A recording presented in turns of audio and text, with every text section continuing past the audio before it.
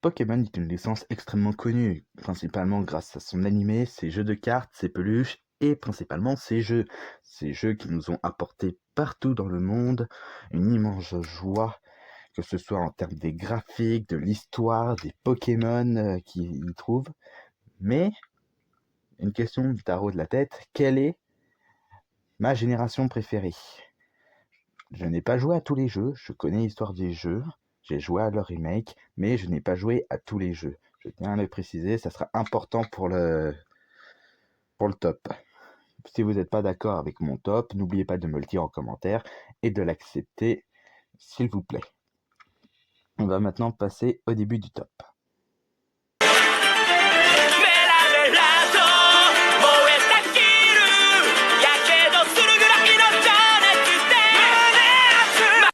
On commence ce classement avec la deuxième génération, avec les jeux Or, Argent et Cristal, sortis en avril 2021. Ces jeux nous ont apporté une nouvelle dimension au jeu avec l'apparition d'une deuxième région, une toute nouvelle ligue Pokémon et de nouveaux Pokémon bien évidemment. L'apparition de la deuxième région, qui est la région de Kanto, la région de la première génération, peut pour certains être considérée comme un plus à ces jeux. Mais personnellement, je pense que c'est un défaut, étant donné que pour ceux qui ont déjà joué à la première génération, ils connaissent déjà toute cette région, ils savent déjà ce qui leur attendent. Les champions d'arène, ils les connaissent, ils connaissent leur type, ils ont déjà une équipe préparée pour les affronter, étant donné qu'ils ont déjà battu la ligue avec leur équipe. Un petit plus qui peuvent leur apporter plus de bonus à ces jeux, c'est le combat final contre Red, qui est très intéressant et qui est le dresseur avec le plus haut niveau de Pokémon. Son Pikachu, au début, lorsqu'il commence, il est niveau 88, qui est un Pokémon extrêmement puissant pour ce jeu. Mais bon, ça ne change rien au fait qu'il soit à la 9e place de ce classement. À la 8e place de ce classement, nous retrouvons les jeux Ruby, Saphir et Emerald, les jeux de la 3e génération, sortis en novembre 2002 au Japon, puis en juillet 2003 en Europe.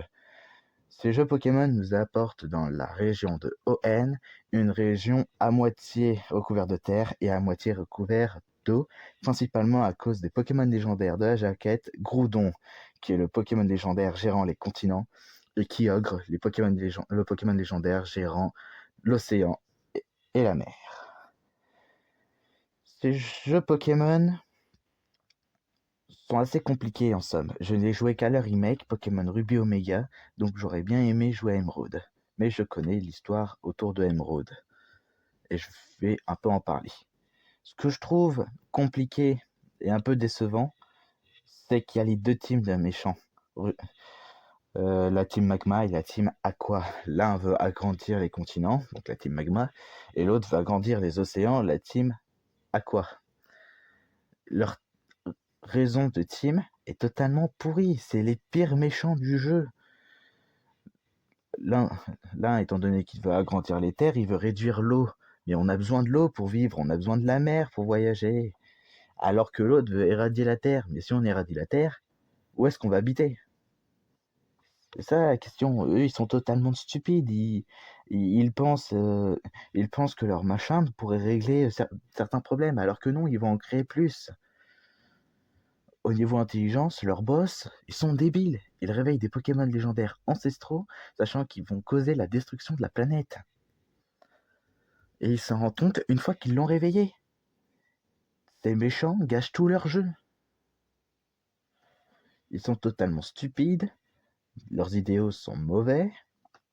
Bref, ce sont eux qui gâchent ce jeu. Sinon, le jeu a de très belles musiques, de bons Pokémon, de bons champions d'arène, de bons maîtres. Mais tout est gâché par ces deux zigotos. Ils sont totalement stupides.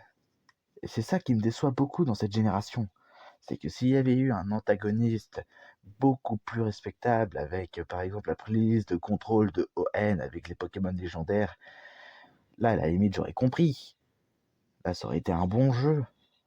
Mais des mecs qui veulent réveiller des Pokémon légendaires pour augmenter les territoires aquatiques ou terrestres, Non merci, sans façon, c'est pas un bon jeu ça, c'est pour ça qu'il est à la 8e position. À la 7e place de ce classement, nous retrouvons Pokémon Écarlate et Violet, les jeux Pokémon représentant la 9e génération, sortis en novembre 2022. Le dernier jeu Pokémon sorti à ce jour. Déjà, je le précise, c'est un open world. Du moins, il est annoncé comme un open world, un monde où on peut se balader partout sur la carte. Et c'est ça le problème de ce jeu. Game Freak nous a proposé un open world avec un monde ouvert auquel on peut affronter les arènes dans l'ordre qu'on veut. Mais il y a un défaut. Les champions d'arène, on aura beau commencer par le 8e au tout début, il aura son niveau maximum, soit aux alentours du niveau 48. Et c'est ce qui pose problème. Ils auraient dû faire un régulateur de niveau pour par exemple, commencer avec la 8e arène, avoir des Pokémon glace de bas level, niveau 11 à 12, comme le premier champion qui commence par ces niveaux-là. Ce que je peux trouver avantageux par contre dans ce jeu, c'est qu'il nous propose plusieurs histoires, les dominants qu'on a retrouvés dans la 7e génération, les arènes présentes dans quasiment tous les jeux, et la découverte d'épices tout en battant des méchants qui sont dispatchés un peu partout dans la région. C'est un bon jeu avec une belle histoire. Le DLC apporte aussi beaucoup de personnages, principalement celui de Cassis, dont moi je m'y attache personnellement. Mais le deuxième défaut que je peux trouver à ce jeu, c'est qu'il a été fait à la va-vite. Les graphiques sont mauvais. Je préfère encore jouer aux anciennes générations plutôt que de continuer avec un graphique qui est assez pourri. Ça a été fait à la va-vite ce jeu. J'espère juste que Pokémon Legends Zelda, qui va sortir en 2025, aura de meilleurs graphiques que les jeux de la 9e génération. C'est ce qui gâche un peu tout sur ces jeux. C'est pour ça qu'il est à la 7e place, sachant que je me suis quand même bien amusé avec ce jeu. À la 6e place de ce classement, nous retrouvons la 6e génération, la génération où il y a les jeux Pokémon X, Y et Ruby Omega Saphir Alpha, sortis en 2013 et 2014. Ces jeux-là apportent l'apparition de la 3D et de la Méga Évolution. Méga Évolution, qui est une mécanique extrêmement respectée dans les jeux Pokémon, qui permet de faire une évolution supplémentaire durant un combat pour certains Pokémon comme Dracofeu ou Mewtwo par exemple. Je le pose à la 6e position car son histoire, pour moi, est pas si intéressante que ça. C'est une belle région représentant notre belle ville, la France. Alors, belle entre guillemets, bien évidemment. Mais je trouve que l'histoire a un peu trop été bâclée. C'est l'histoire avec Lysandre, l'histoire de AZ. On aurait pu avoir un Pokémon Z qui nous expliquait ça plus en détail. Mais non, on n'a pas eu ça. On n'a pas eu cette histoire-là et c'est ça que je trouve dommage. On n'a pas eu accès à certains lieux qui auraient pu être intéressants, comme le sud de Kalos. C'est des problèmes qu'il y a eu sur ce jeu. Sinon, la méga évolution, la qualité des graphiques avec l'arrivée de la 3D, ça ajoute un bonheur pour le jeu. Mais sinon, comme je l'ai dit, l'histoire, c'est le plus gros défaut du jeu. C'est pour ça qu'elle est à la 6e place de ce classement. À la 5e place du classement, et je pense que certains seront d'accord pour le dire, la première génération, la toute première, sortie à nos jours, sortie en 1996 avec l'arrivée des Rouges et Verts au Japon, puis en 1989 avec Rouge et Bleu, suivi de la sortie de Jaune en l'an 2000.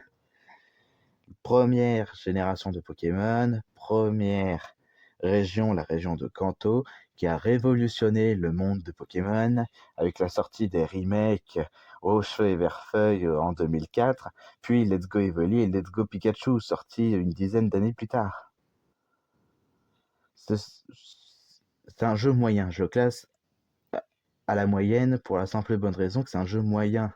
De nombreux remakes, les histoires reprises très longtemps, c'est un jeu qu'on aime bien, qu'on aime tous. Basé principalement sur le speedrun, c'est le seul jeu Pokémon qui est assez speedrunné grâce à différents glitches et bugs. C'est un jeu intéressant et personnellement, j'aurais aimé jouer au premier jeu sur les Game Boy et non sur émulateur.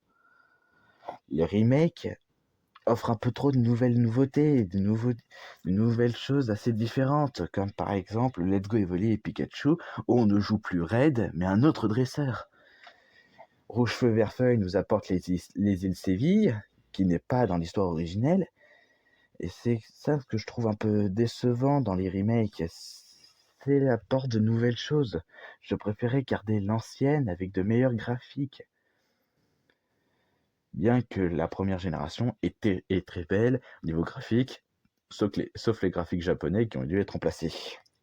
Je le pose au milieu parce que j'ai mes préférés qui vont arriver et que je vais vous prévenir avec, juste avant le top 3, le top 4, celui qui est avant le podium. À la 4e place du classement, nous retrouvons la 7e génération avec Pokémon Lune et Soleil et Pokémon Ultra Lune et Ultra Soleil, sortis en 2016 et 2017.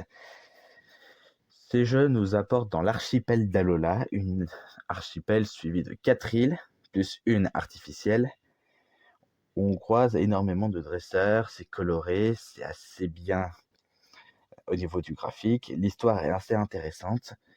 Je me suis mis récemment à refaire une version de Lune, bien que je me suis un petit peu ennuyé pour la deuxième fois, je dois l'avouer. Mais ça reste toujours un plaisir de rejouer à ce jeu. L'histoire est belle, les personnages sont attachants. La nouveauté, c'est qu'il n'y a plus d'arènes, mais il y a des épreuves. D'ailleurs, on a une petite ref aux arènes Pokémon dans la ville de Malier, sur la 3e île, qui représente donc l'arène du Major Bob dans la région de Kanto, qui est assez bien faite, je dois l'avouer. C'est un jeu dont je ne peux trop pas dire de mal dessus. C'est un jeu que j'ai aimé faire, c'est un jeu que j'ai aimé jouer. Le seul souci que je peux trouver, c'est le délire des ultra brèches. Les ultra brèches avec les ultra chimères, déjà qu'on galère un peu avec les différents légendaires qu'il y a dans le jeu, Cosmovum, Solgaleo, Lunala, sans compter les gardiens des îles, les Tocos. Maintenant, ils nous rajoutent des créatures qu'ils nomment ultra chimères. Ils sont considérés pour quoi? Des légendaires, des fabuleux? Si quelqu'un peut me le dire, je serais d'accord pour savoir si c'est des légendaires ou des fabuleux. Dites-le moi dans les commentaires si vous savez ce que c'est. Aussi, ce que je peux trouver assez compliqué sur ce jeu, bah, c'est très simple, c'est le jeu en lui-même. En lui-même, j'aime bien ce jeu, je dis pas qu'il est nul. C'est juste que lorsqu'on l'a fait une première fois, contrairement aux autres jeux, c'est assez ennuyant de le refaire. Voilà, j'en suis la preuve. C'est un jeu où une fois que tu l'as passé au peigne fin, tu connais toutes les astuces. C'est compliqué à refaire, c'est ça. C'est l'un des seuls défauts que je peux trouver au jeu. Les méchants sont pas mal. On pense que c'est la Team Skull jusqu'à ce qu'on se retrouve en face d'Elzamina qui veut ressusciter, qui veut se mélanger avec une ultra chimère ou ressusciter un Pokémon totalement what the fuck, qui aspire la lumière du monde. Ça, c'est une méchante. Une belle méchante d'ailleurs qui, pour arriver à ses fins, abandonne littéralement ses enfants. Là, on peut dire que c'est un bon méchant, ça. Il abandonne tous ses rêves pour réaliser son projet, jusqu'à plonger dans la folie. Elzamina reste quand même un des meilleurs méchants, je tiens à le préciser. Si quelqu'un ose me dire que Elzamina c'est pas un bon méchant, ça va pas le faire. Mais bon, dommage, ce jeu est à la 4e position, juste aux marches du podium, c'est dommage. Mais les 3 autres jeux sont pour moi les meilleurs et on va tout de suite commencer le podium avec la 3e place. À la 3e place de ce classement, donc en bas du podium, nous retrouvons la 8e génération Pokémon Épée et Bouclier. C'est un jeu assez bien que j'ai refait en monotype challenge tout seul. J'apprécie le jeu, bien qu'il est assez compliqué à faire en monotype. C'est un jeu que j'aime bien refaire. C'est assez bien avec l'arrivée des raids, 3 rivales que j'apprécie bien. Un maître stylé, une ligue différente des autres, arrivant dans un style de tournoi, avec les anciens champions d'arène jusqu'à affronter le maître. Il n'y a pas réellement de team de méchants, sachant que les méchants, entre guillemets, c'est la team Yell. La team Yell, c'est juste une bande de supporters qui veut encourager Rosemary, l'une des rivales. Je peux le comprendre. C'est un jeu que j'apprécie énormément, bien que pour certains, les graphiques sont mauvais, je les trouve nettement mieux que la 9e génération, voire même beaucoup mieux.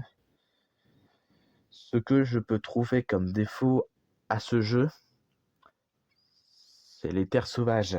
Le système de météo rend tout compliqué. Il aura beau faire nuit dans le jeu, tu peux te retrouver à faire jour dans les terres sauvages. Ça aura aucune logique. Bien que les DLC nous apportent de nouveaux légendaires comme les formes de Galar des oiseaux légendaires, Wushours et Chifours, ou encore Silveroy avec ses 2 formes, ça ne change rien au fait que c'est assez compliqué de réussir ce jeu. C'est un semi-open world, étant donné que tu dois quand même suivre l'histoire pour avancer. C'est ça que je peux trouver un peu décevant sur le jeu. Sinon, c'est un excellent jeu que je recommencerais avec volontiers si je le pouvais. On arrive sur le top 2 de ce classement. Les 2 qui restent sont mes générations préférées. Ça, pas d'hésitation. Et pas de suspense, je vais vous dire la deuxième place. La deuxième place, c'est la 5e génération avec Pokémon Noir et Blanc et Noir et Blanc 2, sortis en 2011 et 2012. Je n'ai joué qu'aux versions de Noir et Blanc, sachant que je n'ai pas joué la version Noir et Blanc 2, que ce soit sur émulateur ou sur console, ce qui est bien dommage. La 5e génération nous apporte une nouveauté assez spéciale. Tout le Pokédex a été remplacé. On a 153 nouveaux Pokémon, sachant que la première génération nous en a quand même sorti 151, qui est quand même assez chaud. On est sur la génération avec le plus de nouveaux Pokémon. L'histoire est intéressante.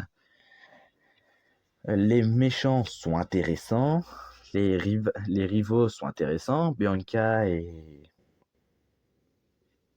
et l'autre, genre, j'ai pas retenu son deuxième prénom, tellement il est Cheren, voilà, le deuxième rival, Cheren, et donc Bianca, sont assez intéressants comme dresseurs. Nous avons Getis, l'arrivée de N, les légendes qu'il y a autour de ce jeu, les Pokémon légendaires sont impressionnants. Tout est bien dans ce jeu, j'aime bien, les musiques sont bien. Tout y est. Je trouve quasiment aucun défaut à ce jeu. La seule chose que je peux trouver de défaut à ce jeu, c'est la fin. Je dois le dire, c'est la fin. Une fois que tu arrives à la ligue, tu te rends compte que tu peux pas affronter le maître, étant donné que N est passé juste avant toi, revendiquer le titre de maître.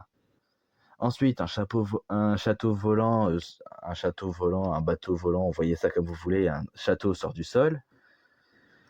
Et tu vas affronter Getis, tu vas chercher